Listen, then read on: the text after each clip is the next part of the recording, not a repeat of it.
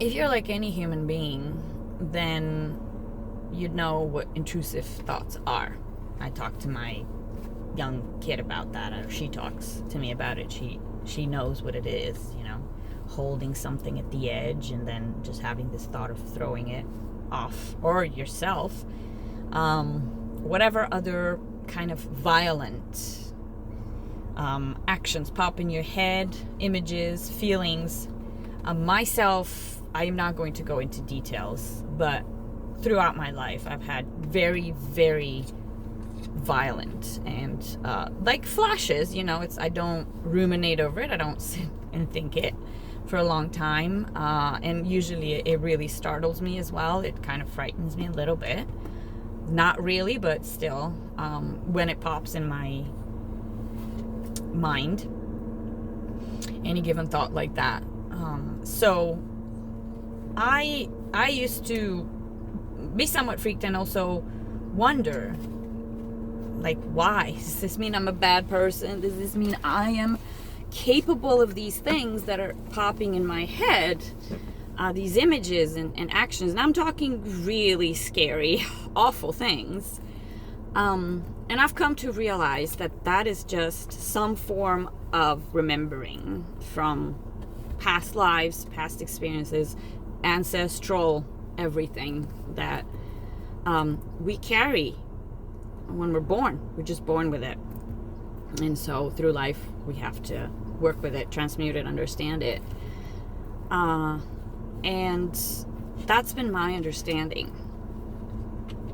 It's not a feeling at this point. I know that I come from a line of very violent people and a lot of violence. And I myself, well, it's not I, but, whatever you want to call it, my soul, my journey in past lives, from past lives, I've for sure done awful things like that.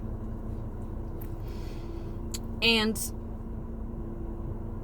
one of the reasons why I believe we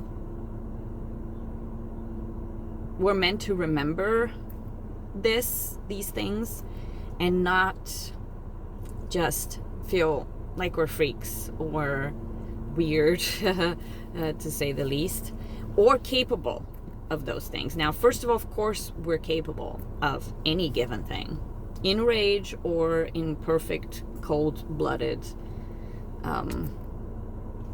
scheming.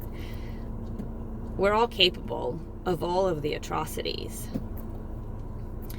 They are not external to us because we have experienced them. We've done them. We've done it all. Maybe not all, but enough of this nature.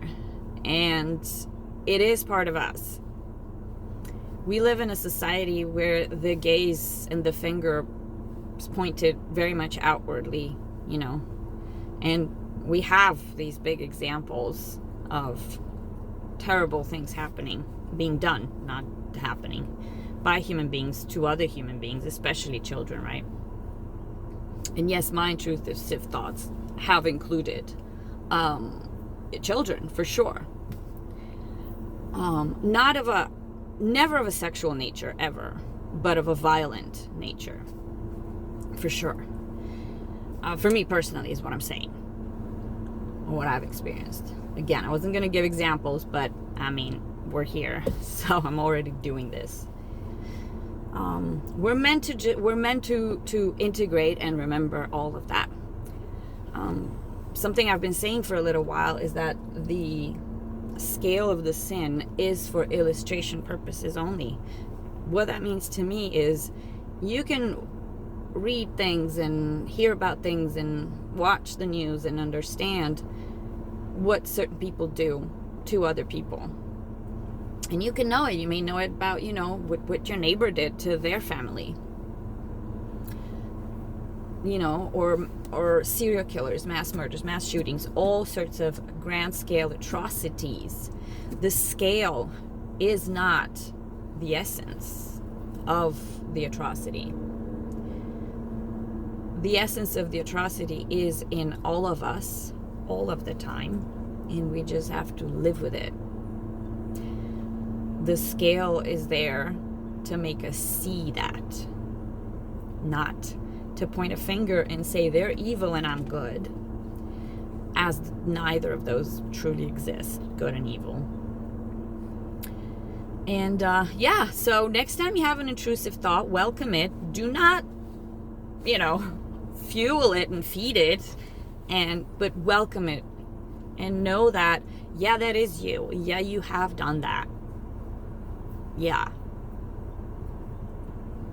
You're not on the news now. Maybe you weren't on the news, but that's your news. That's your own newscast.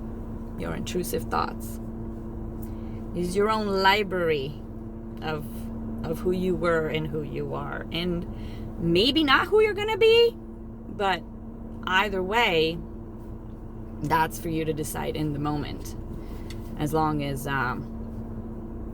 you can accept first what you are right now and what you have been. Then you can decide what you're going to be.